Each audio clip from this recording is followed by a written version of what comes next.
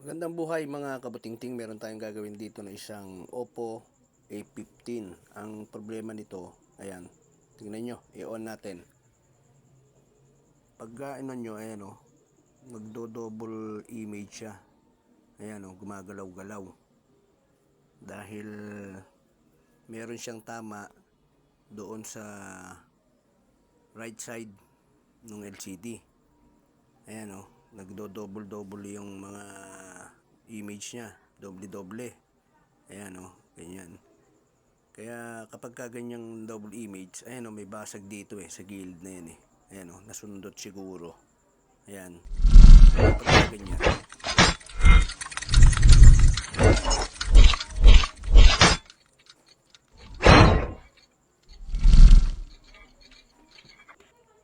Unang gagawin natin, off natin. Tapos dito sa ilalim magtatanggal tayo. Ayan. Tanggalin natin yung kanyang back cover para maiangat natin yung battery. Matanggal natin yung flex at saka yung middle frame. Ayan. Magtatanggal tayo ngayon ng mga tornilyo. Ayan, lahat ng tornilyo na yan, pati dito sa baba. Simulan natin mga kabutingting. Ayan. Tanggalin natin lahat yung mga tornilyo na yan kasi yung middle frame tatanggalin natin para ma-check natin yung maiangat natin yung flex nung ating LCD. Dito magpapalit tayo ng LCD. Ayan, shoutout doon sa may-ari. Ayan, Eduardo Narciso. Ayan, ganyan po ito. Marami na pong napagawa sa ating unit yan Ayan, shoutout sa iyo kaibigan. Ito na yung cellphone mo. Magagamit mo na pang games. Ayan, tanggalin natin dito sa baba. Susunod natin yung kanyang middle frame. Yan. Ito, tanggalin natin yan. SIM tray. Bago tayo magangat ng middle frame sapagkat pagka hindi nyo tinanggal yung SIM tray, maaring mabali o mabaluktot. Yan, dito simulan natin. Yan, sungkitin nyo lang na ganyan. Yan, gamit yung curve. Yan, pang cellphone talaga yan, malambot yan. Tapos pagka nakapag-angat na kayo, kung kaya nyong kukuhin, yan, gamitan nyo na siya ng kuko. Yan, paikot, iaangat natin yan yan. Ngayon ito, tatanggalin natin yan. Ito, yung flex, iaangat natin kasi tatanggalin natin tong battery. Yan, angat natin. Gagamitan natin siya ng yan, gamit yung plastic pang angat nung mga flex para hindi siya mag-ground kung sakaling magdikit. Tapos yung kulay green na yan, angat nyo yan. Tapos gagamitan natin siya ng solution. Yan, water base. Yan.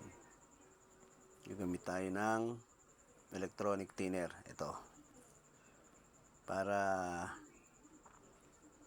sa gilid. Para hindi mabend yung ating battery kapag tinanggal natin. Ayan, kabilaan yan. Kasi pag nga nalagyan yan, madali na siyang tanggalin. Ayan, panoorin nyo para makita nyo. Ayan. Pwede rin gamitin yung fluid ng lighter, yung Fuji fluid yan. Hindi natin pinopromote pero okay yon. Ayan o.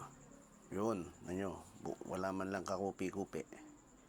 Ngayon, itong plastic na yan, yung puti, iaangat nyo dito sa may flex ng ating LCD. Ayan, iangat nyo lang siya ng ayan, medyo makapit yan dikit na dikit. Yung itim kasi na yun yung kanyang double adhesive. Ayan, angat nyo lang na ganyan. Tapos kapag naiangat nyo na siya, yan, ito yan, flex nung ating LCD. Try nyong itulak na ganyan. Pag umangat, ayan maangat siya. Pwede nyo na siyang sungkitin. Papalit naman na tayo ng LCD Ayan, dito sa gilid, tulak nyo lang na ganyan. Ayan. Yun, susungkitin nyo na yan. Maiaangat nyo na yan kapag paikot. Ingat lang kayo din sa may taas yung speaker nya. Huwag nyo isasama. Ayan Ayan, tanggalin natin. Yun. Ngayon, bago tayo magpalit ng LCD, lilinisin nyo yan, paikot. Yan. Gamit yung t-shirt, yung matulis. Yan. Sa gilid. Yung gilid niya kasi may pinaka-guide. Parang kumbaga sa kanal. Paikot. Para lumapat yung kantuhan ng ating LCD. Yan. Paikot lang yan. Pagka nalinis nyo, gagamitan nyo siya ng toothbrush. Para ma-brushin nyo para walang maiwang corrosion. Yan. Dumi. Likabok. Yan. Yan. Ngayon, ito yung ipapalit natin. Yung luma, ito yung bago. Yan. Same siya. Yan yung ikakabit natin. Ayan, ito yung luma. Yan. Ngayon, didikitan na natin siya. Para, ayan, pang cellphone din talaga yan. Dan, kulay black. Adhesive. Paikot magmula dyan. Ganyan. Paikot yan. Pagka naikutan nyo na yan, pwede nyo nang ilapat yung LCD. Tapos, patutuyuin nyo siya ng kalahating oras. Pwede nang gamitin. Yan. Titipan din natin yan mamaya. Gamit ang masking tape. Yan. Paikot yan. Kailangan solido yan para walang makitang backlight. Yan. Hindi siya makita yung ilaw sa gilid. Kaya kailangan paikot yan. Ay merong adhesive. Yan. Wala siyang laktaw ha. Yan. Yung sobra niyan, madali naman linisin eh. Kamay lang gamit yan. Yan. Konti na lang. Tapos, ilalapat natin LCD. Bubuuin na natin siya. Yan. Para maipakita ko sa inyo na okay na yung ginawa natin.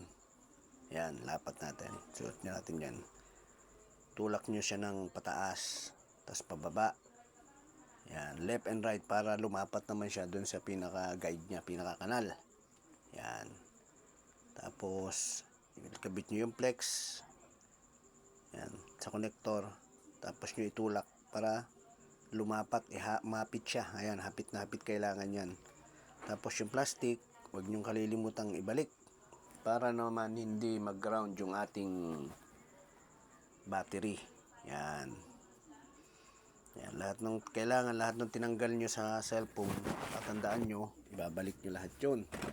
Para walang maging problema. Yan. So, kabit natin yung flexion battery.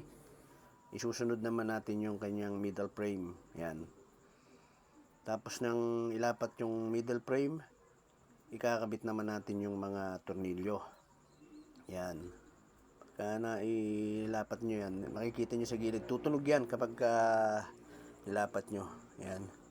Ngayon din natin. Habang kinakabit natin yung tornilyo. Ayan. Makikita nyo wala na siyang hindi na gumagalaw, di ba? Ayan o. Okay na. Hindi na siya gumagalaw-galaw na kanina katulad nung hindi pa napapalitan ng LCD. Okay na. Pwede nang gamitin nung may-ari.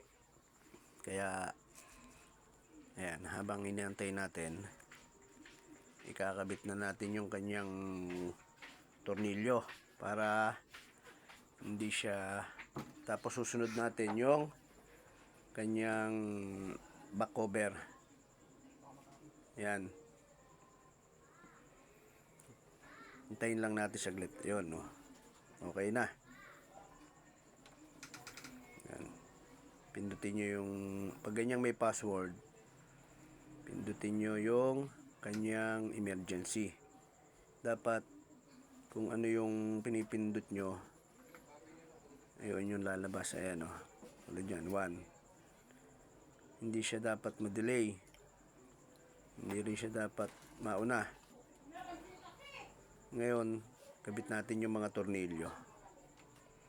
Para ayan. Umpisa natin sa baba. Tapos sa taas. Saka natin lalagyan ng yung back cover.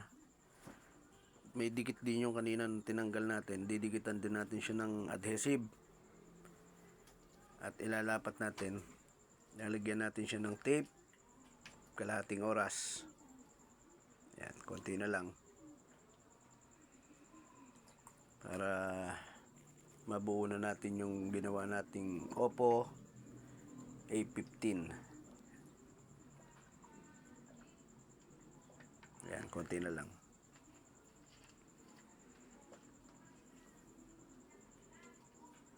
Doon sa pagkakabit nung back cover, ganun din. Pag nilagyan nyo ng adhesive, paikot din sa gilid para pinaka waterproof niya kasi yun. Yung adhesive kasi pag natuyo, rubber siya.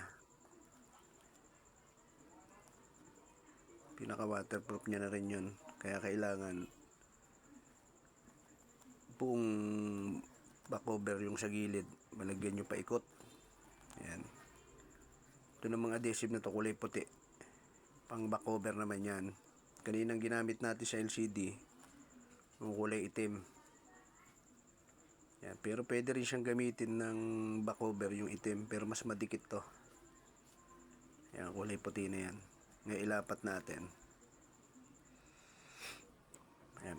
Kailangan niya saktuhan din yan. Unahin nyo dun sa may camera para yun ang pinaka guide nyo. Tapos yung idiin, sakto rin dun sa kanyang fingerprint.